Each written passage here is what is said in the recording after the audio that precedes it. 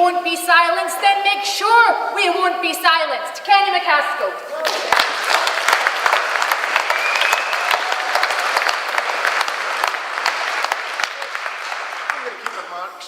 Relatively brief, because obviously what I'm going to say now on the Independence Convention is what I said a few weeks back in Perth, and many were there and heard it at the time. But I think for those that weren't and perhaps are listening, it's important that we put down why we believe in an Independence Convention and why it's necessary and why it's needed now.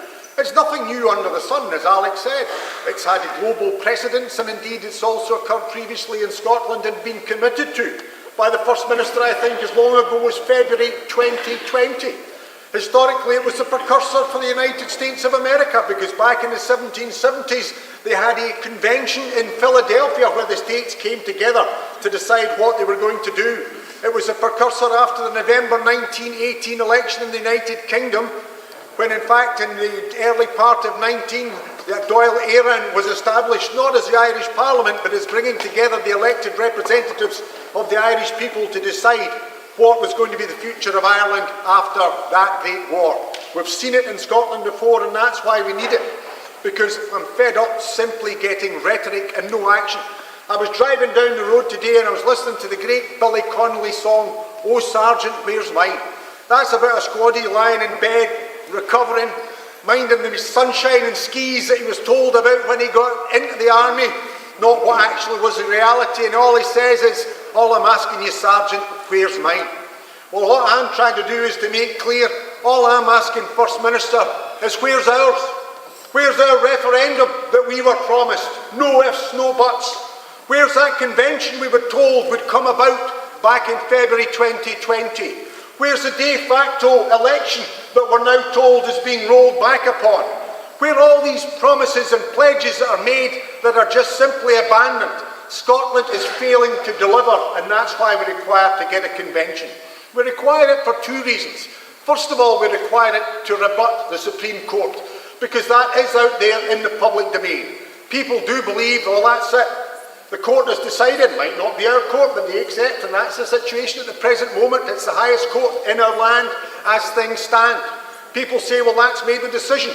We have to be able to rebut that, to say that there is a higher court, which is our people, and we can take it further.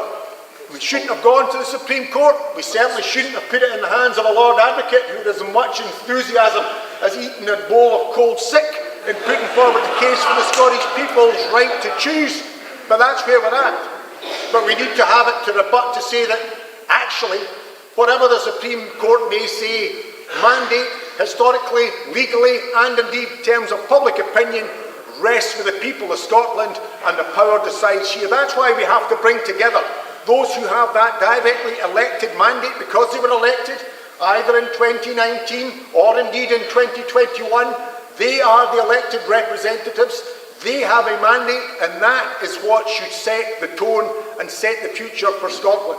We also require it politically, because as Alex said, we've got to be looking forward. We've got to decide where we're going to go. Now, I can't tell you what the outcome of that convention would be. I can't hamstring it. It's up to those people to go to that convention to decide.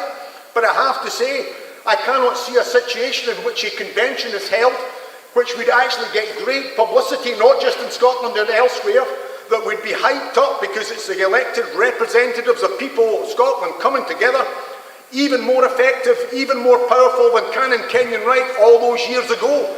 It's not Rishi Sunak, it's not the Supreme Court, it's the elected representatives of the people of Scotland who are coming together to decide what our future is. Our future cannot continue to be people suffering from hypothermia, people unable to feed their kids, people unable to pay their rent or any other aspect of their life. We have to offer some hope. So it's not just about rebutting the Supreme Court. It's not just about declaring our mandate. It's about providing leadership. And fundamentally, at these times, these very difficult, challenging times, we require to give people hope. Not hope of one more mandate, one more heave. Pete Wishart will assure us that Boris Johnson will blink, Rishi Sunak will blink. No, they won't. We require to take the power into our own hands. That's why we require a convention. That's why we require a convention to make sure it delivers a decision that gives the people of Scotland a vision of the land that we know we can be, and gives them hope that we're actually going to get there. Because the biggest danger at the present moment is that hope will die. People will believe that nothing can change and they won't bother participating. To get back to those days of 2014, we've got to revive our movement. To revive our movement, we have to give it leadership. To give it leadership, we've got to have a convention.